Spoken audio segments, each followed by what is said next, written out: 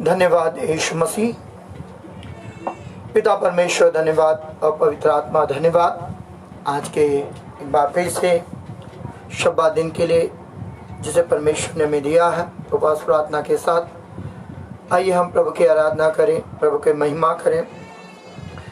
निश्चित हमारे लिए कोई भवन नहीं है, इसके बावजूद परमेश्वर का वचन हमारे लिए हम रहने वाले स्थान में वो आशीष भरा हुआ है।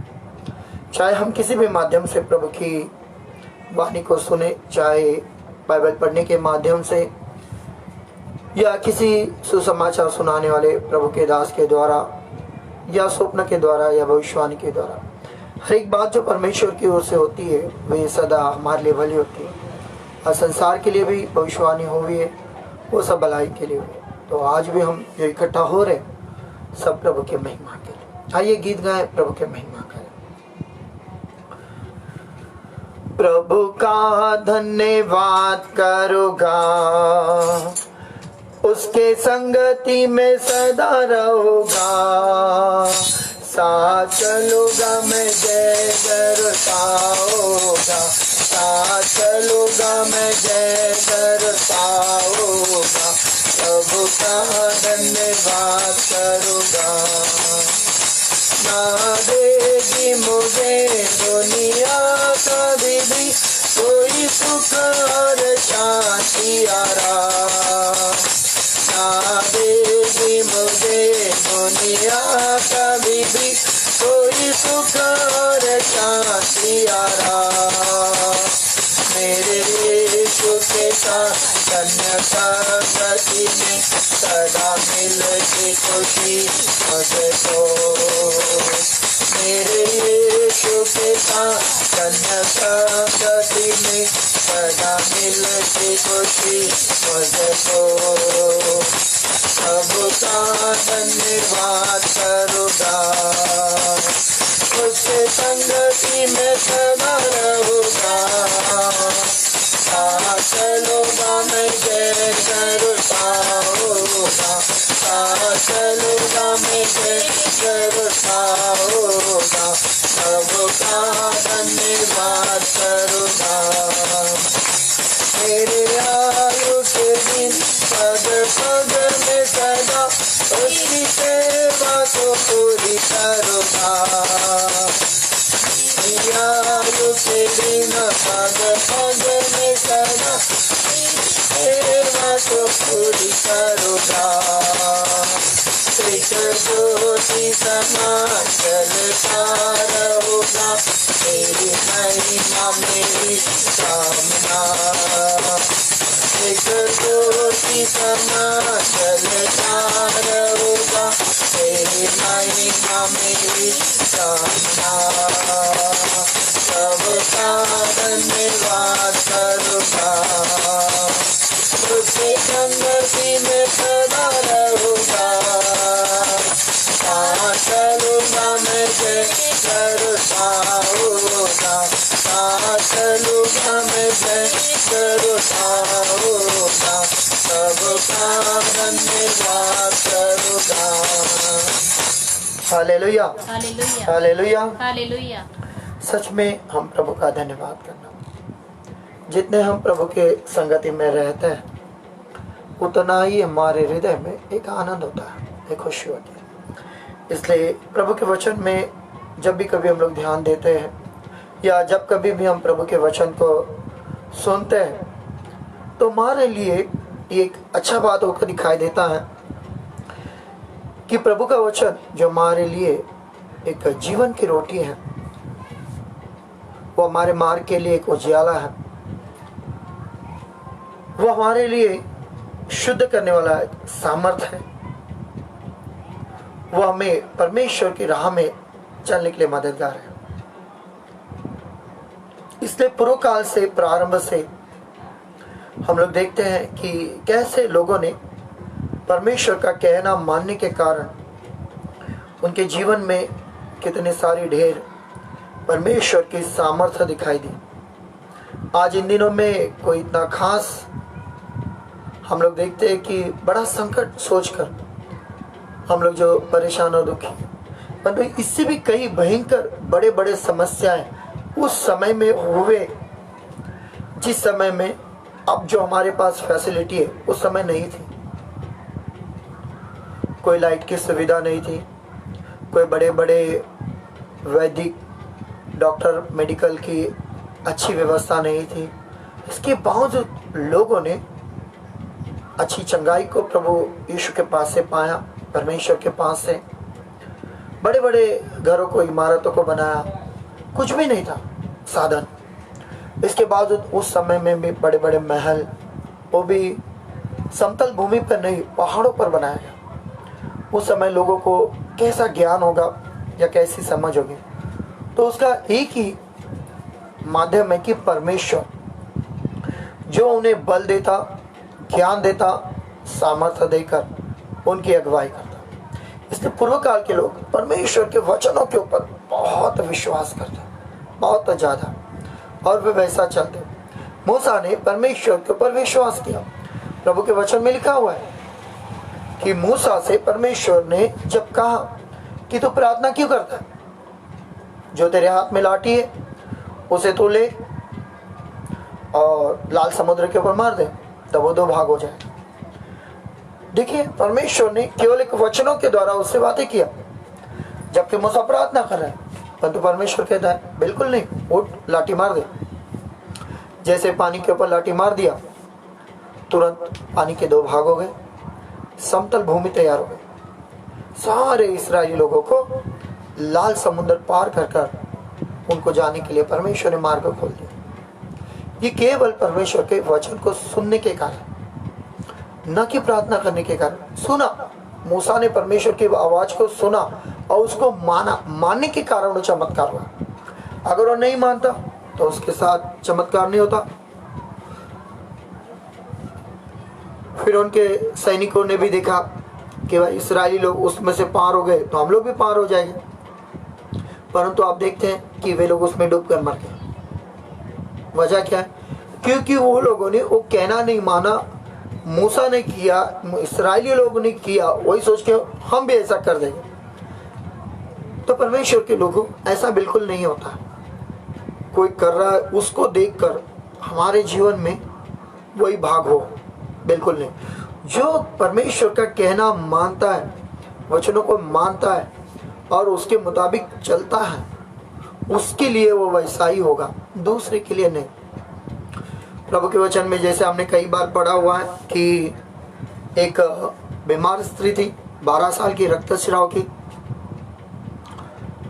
आप देखते हैं प्रभु के वचन में कि 12 साल की स्त्री ने कैसे चंगाई को पाया। केवल यीशु मसीह के वस्त्र को पीछे से आकर उसने छू लिया। अगर आप वचन निकालना चाहते हैं तो आप बिल्कुल निकाल सकते हैं। मत्ती की सुवर्तमान में है, उसमें भी आप पढ़ोगे तो भी आपको वहां पे पढ़ने के लिए मिल जाएगा। अगर आप लूका में पढ़ना चाहें तो आपको लूका में भी मिलेगा कि कैसे वो स्त्री ने चंगाई को पाया। और जब उस स्त्री ने चंगाई को जब पाया तो कैसा चंगाई था?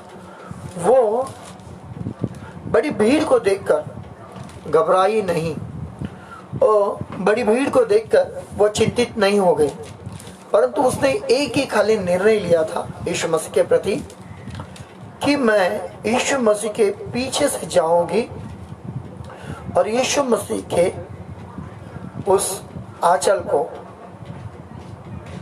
छूकर या उसके वस्त्र को छूकर मैं चंगी हो जाऊं।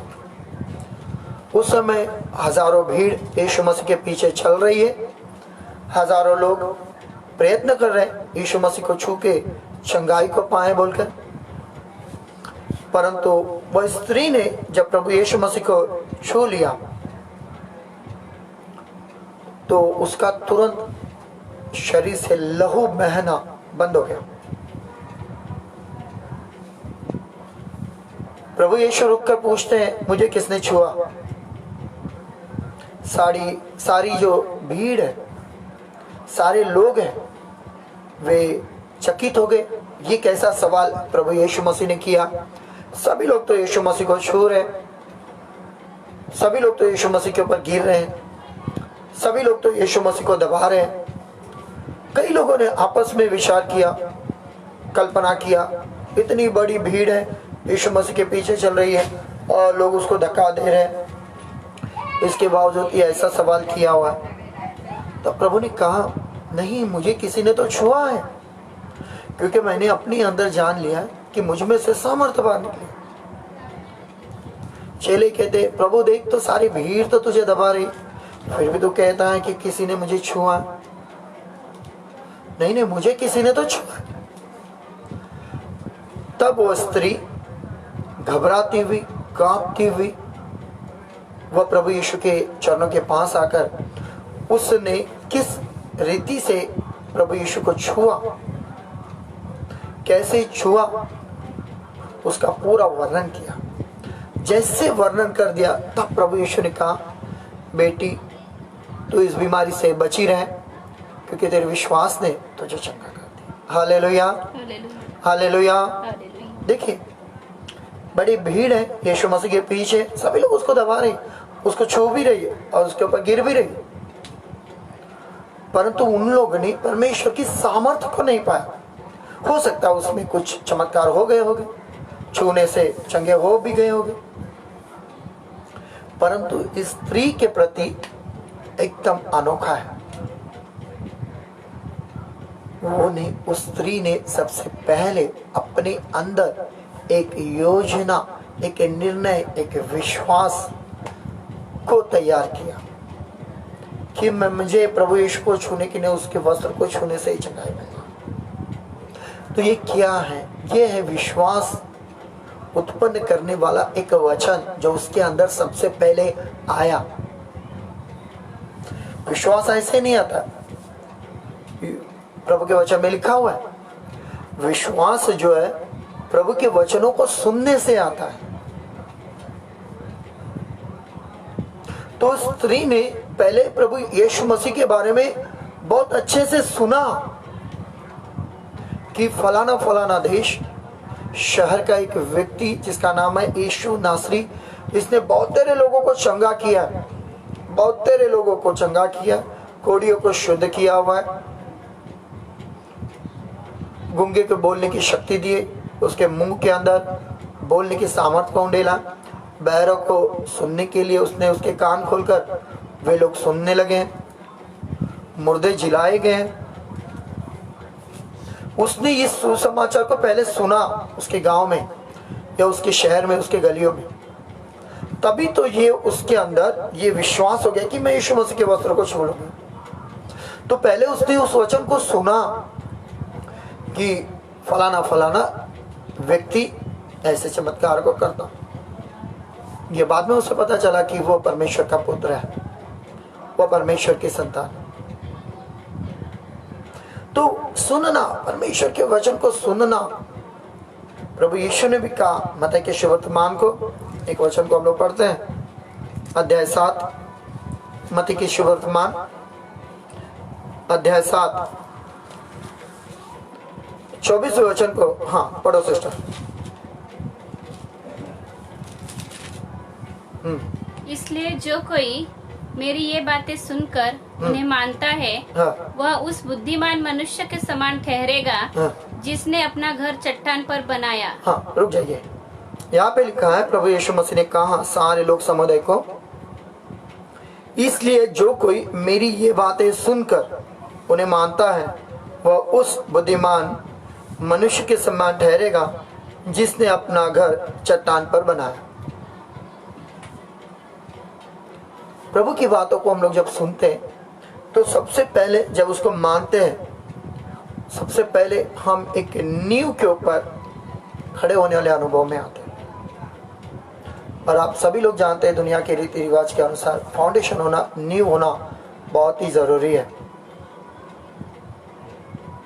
अगर आप नींव के ऊपर खड़े नहीं हैं या फाउंडेशन आपके लिए नहीं है, तो आप जानते हो आपके लिए हर एक परिस्थिति डावाडोल के अनुभव में आ जाएगी।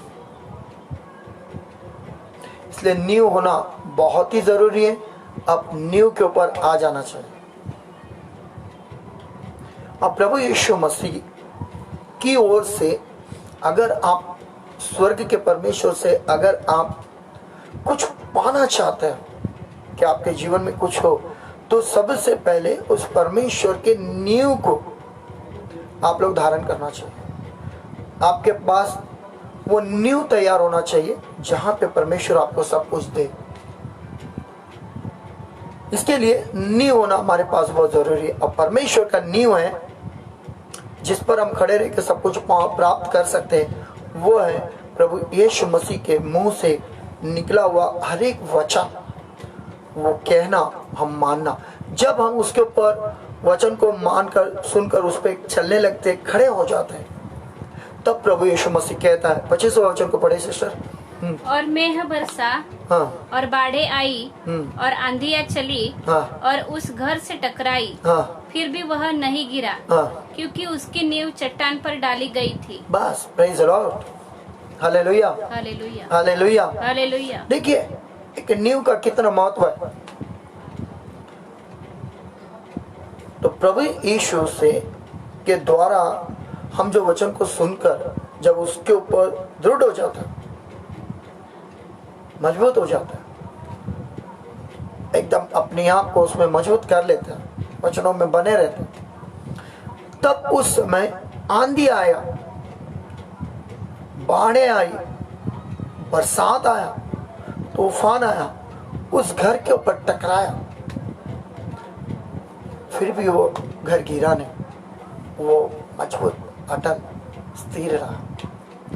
पहले करंती के रास को जब हम लोग पढ़ते हैं 15 अध्याय, आइए पहला करंती के रास अध्याय 15 58 वचन में इस प्रकार से लिखा है। हाँ, पढ़ो सिस्टर।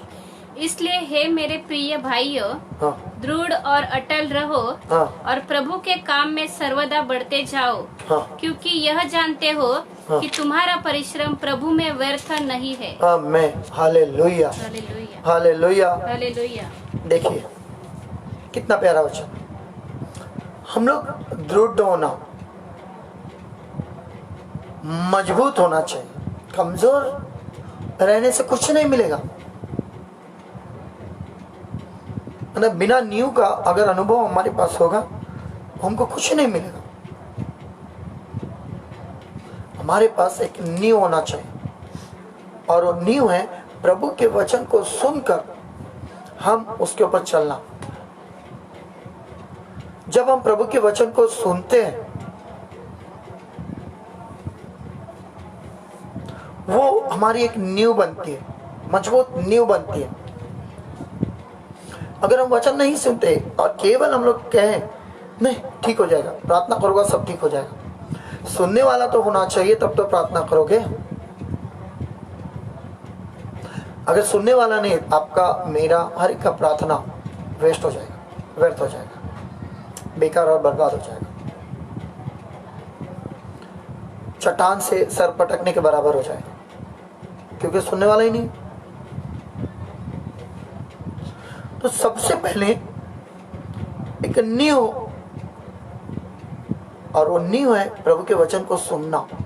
जब हम उस नींव पर आ जाते हैं और खड़े होते हैं, उस वक्त हम लोग जब प्रार्थना करते हैं ना, तो समस्या आने दो, विपत्ति आने दो, कष्ट आने दो, तकलीफ आने दो, निंदा आने दो, अपमान आने दो, क्लेश आने दो, दुख आने दो, हमें उससे घबराहट नहीं होगी, क्योंकि हम जानते हैं हम जिस चट्टान पे खड़े हैं वो हमारे लिए सब में सब कुछ पूरा करने में सामर्थ्यवान है, क्योंकि उसी ने सारी दुनिया बनाई, और जो सारी दुनिया को बनाया हम उस पर भरोसा रखते हैं।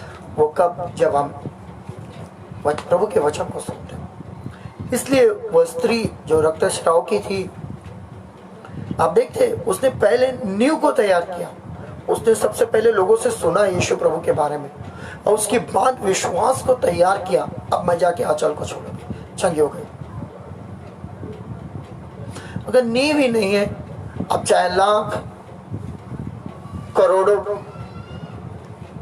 बार प्रार्थना करो, लाभ कुछ नहीं होगा। इसलिए नींव होना बहुत ही जरूरी है, मजबूती, फाउंडेशन। बिना फाउंडेशन का सारा कार्य व्यर्थ।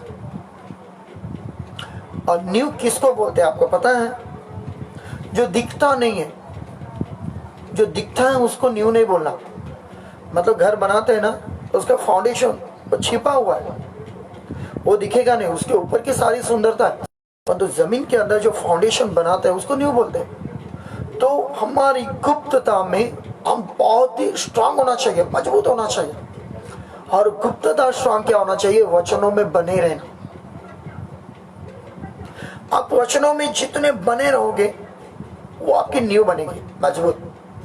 फिर उसके ऊपर आप कुछ भी बनाओ, वो आपके लिए सब कुछ ठीक होगा। नींव मजबूत नहीं, आप प्रार्थना करो, कोई लाभ पहुंचेगा नहीं। और प्रभु का वचन ही नींव है। आप धन्यवाद करो, कुछ लाभ नहीं होगा। आप स्तुति करो, कुछ लाभ नहीं होगा। आप आराधना करो, कुछ लाभ नहीं होगा। आप दान पुण्य करो, कुछ लाभ नहीं होगा। आप स्तुति आराधना करो, कुछ नहीं होगा। वजह क्या? नींव नहीं है। फाउंडेशन होना बहुत जरूरी है। अब प्रभु का वचन ही ये फाउंडेशन है। वो दिखता नहीं, वो कार्य करता है। प्रभु का वचन कार्य करता है, वो थाम के रखता, वो पकड़ के रखता, वो हिलने नहीं देता। आंधी तूफान आएगा, इसलिए हमने मत्ती के अध्याय 7 में 24-25 वचन को हमने पढ़ा।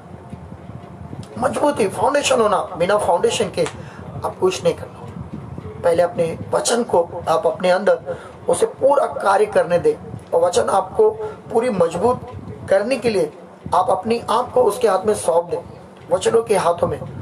आप वचन पालन करने के वाले नहीं, वचन आपको कार्य करके मजबूत बनाना चाहता है। तो आप अपनी आप को सौंपना। तू चला कैसे चाहता, मैं कहना मानू कैसे, ऐसे तो ऐसे। अगर आप वचन के अंदर कम ज्यादा करोगे तो प्रभु का वचन कहता है मैं तुझे नहीं जानता। भजन 138 में लिखा हुआ है, भजन 138 में लिखा हुआ है कि परमेश्वर अपने नाम से कहीं बढ़कर अपने वचन को महत्व देता। तो जो परमेश्वर खुद अपने वचन को इतना महत्व दे रहा, तो मैं और आप क्या करना चाहिए? परमेश्वर के मुख से निकला हुआ वचन, दूसरा वचन होगा, पढ़ेंगे। पढ़ो सिस्टर। मैं तेरे पवित्र मंदिर की ओर दंडवत करूंगा, हाँ। और तेरी करुणा हाँ। और सच्चाई के कारण हाँ। तेरे नाम का धन्यवाद करूंगा। हाँ। क्योंकि तूने अपने वचन को हाँ। अपने बड़े नाम से अधिक महत्व दिया है। देखिए, सोए परमेश्वर उसके मुख से निकलने वाले वचन को कितना बड़ा महत्व दे रहा। आप और मैं क्या करना चाहिए फिर? जो परमेश्वर खुद के मुख से निकले हुए वचन का इतना सम्मान कर रहा है, आदर दे रहा है, वो अपने नाम से कहीं बढ़कर उसका सम्मान कर रहा, तो आप और मैं क्या करना चाहिए? तब वचन को मानना चाहिए। क्योंकि हम लोग देखते हैं प्रभु के वचन में कि सब में सब कुछ वचन ही है। आदि में वचन था, वचन परमेश्वर के साथ था, और वचन ही परमेश्वर था। तो मुझे वचन ये मेरी नींव है। मैं अपनी नींव को मजबूत बनाना, अपनी नींव को मजबूत बनाना। मैं अपनी नींव को बिल्कुल डगमगने नहीं देना। वो मेरी नींव कब तक मजबूत नहीं होती, उसको मजबूत करना। और वो आंधी को मेरे साथ टकराने देना, वो तूफान मेरे साथ टकराना चाहिए। तभी तो मेरी नींव कितनी मजबूत है वो पता चलेगी ना।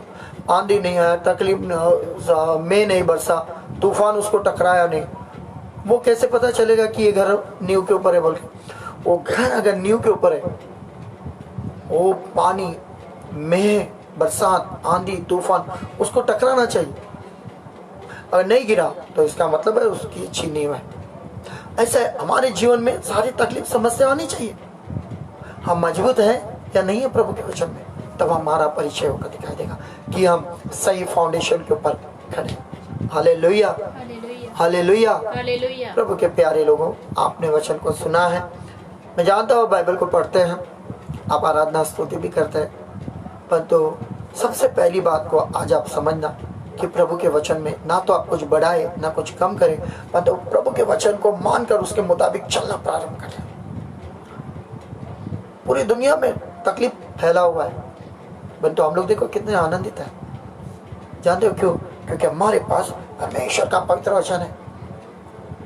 हम इसको रोज दिन और रात उसको खाते, उस वचन को खाते। जैसे एजकेल को परमेश्वर ने कहा खा ले वचन को, हिरमया को भी कहा, हम खाते हैं और उसको जब पचाते हैं ना, तब हमारी पाचन क्रिया मजबूत हो जाती है। इसका मतलब हम लोग फाउंडेशन में मजबूत हो जाए। हालेलुया। हालेलुया। प्रिय प्रभु के प्यारे लोगों, प्रभु आपको ढेर आशीष करे। आज की आराधना में आप लोग ने सहभागिता को लिया। प्रभु आपके संग रहे, आपके परिवार को आशीष करे, आपको आशीष करे। और जो आप प्रभु की स्तुति आराधना करते हैं उसमें आपकी और बढ़ोतरी हो, ताकि जब प्रभु बादलों पर आए तो आप उसके समीप, उसके पास उठा लिए जाए और प्रभु की आराधना नित्य नित्य स्वर्ग के राज में आप करते रहे। Praise the Lord. प्रभु यीशु आप सभी को आशीष करें। प्रभु की शांति आपके साथ बनी रहे, आपके परिवार के साथ बनी रहे। यीशु मसीह का आगमन बहुत जल्दी है, उस सभी के लिए पवित्र आत्मा हम सभी की अगुवाई करे और प्रभु में हमें बांध के रखे। ऐसे पिता हम पर दया करे। Praise the Lord. हालेलुया। प्रभु के नाम की तारीफ हो। जय मसीह की।